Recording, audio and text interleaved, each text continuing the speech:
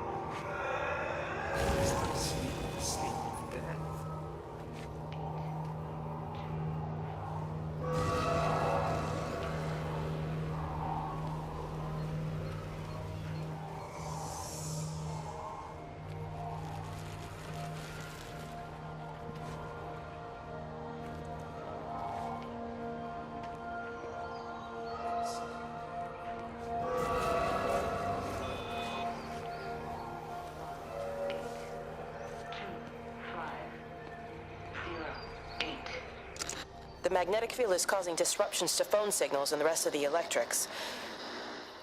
There are voices on the line. It's 4 a.m. Maybe everyone is up looking at the light show.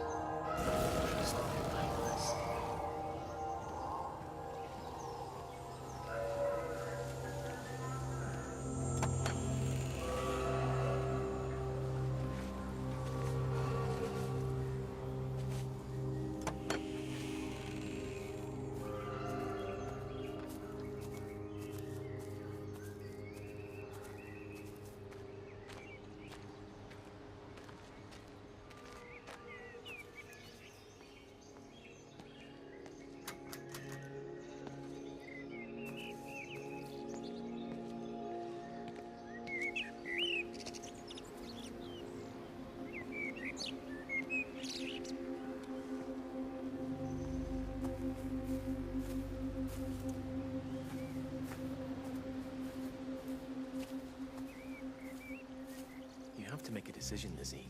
Especially now. But I do love him, Father. I love them both.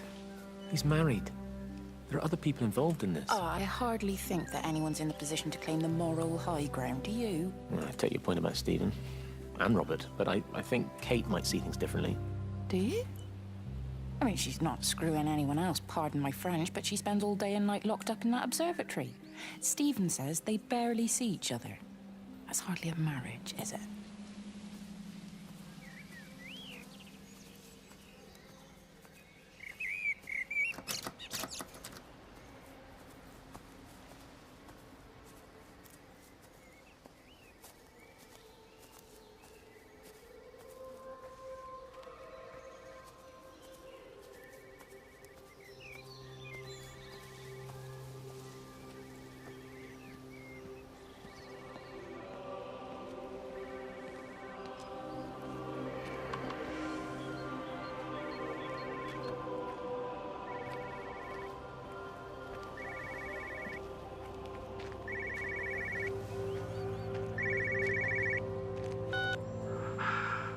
Visual and auditory distortions are becoming more frequent, along with mild convulsions to the left side, which support a preliminary diagnosis of intracranial hypertension occurring as a result of a substantial and rapidly expanding tumor originating, I believe, within the hypothalamus. Cognitive functions are currently unimpaired, aside from this crippling headache. Hemorrhaging is becoming more frequent, with darker clots passing through the nasal passages primarily. I believe I am dying. This is certainly not flu or anything else I have ever encountered. And certainly, a tumor cannot expand this rapidly. In the blood clots, I see tiny flecks of what looks almost like, if I had to try and find a description, liquid light. I cannot explain this phenomenon.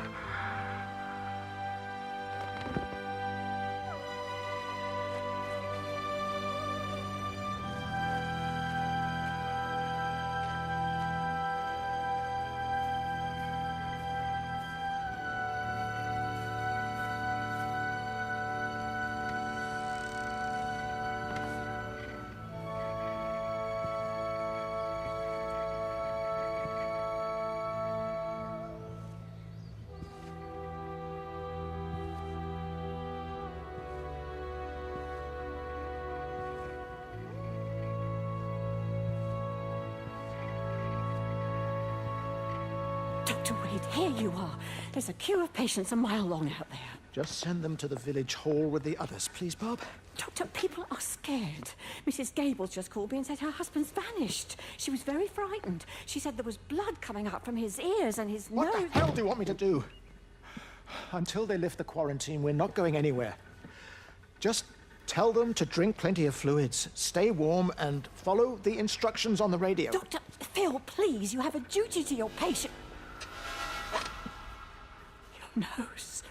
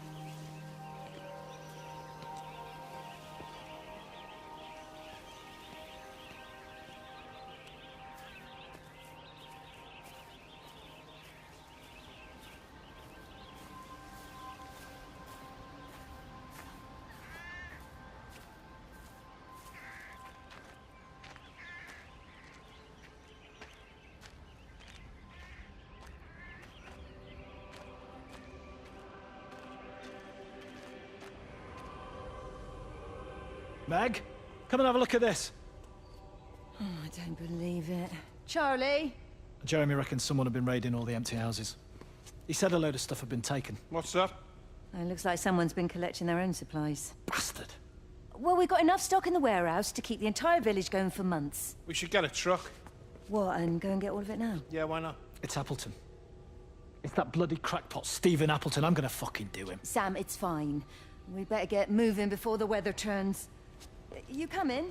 We'll swing by the camp and get Rachel on the way back.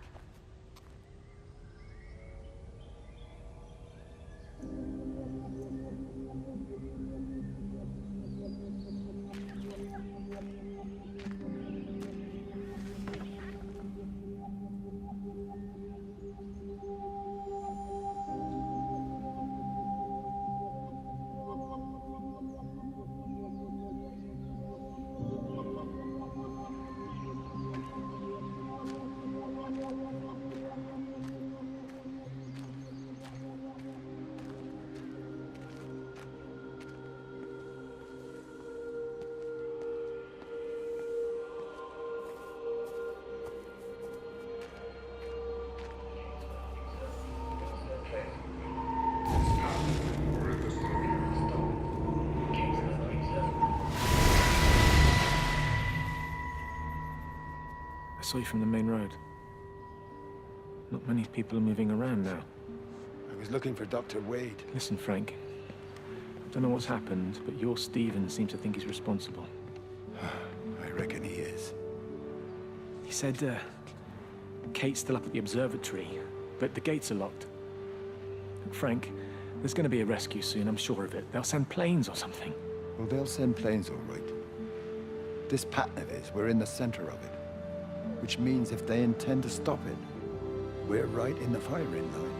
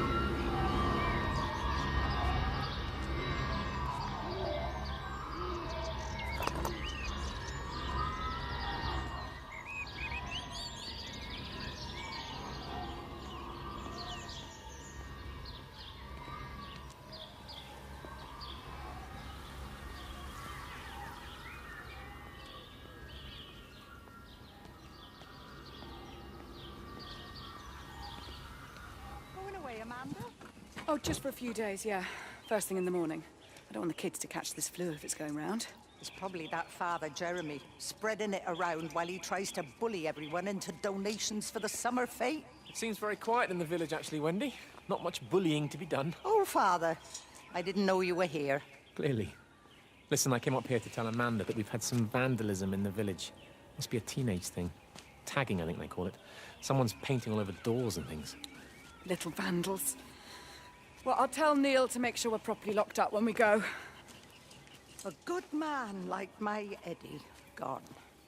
And these thugs and yops running around defacing property. He gave everything to his country, and look what he got in return. Nothing but an early death. He had a good life, Wendy. He had a short life. I look to my birds, Father. Lives lived unencumbered, free and simple. That's as God meant things to be.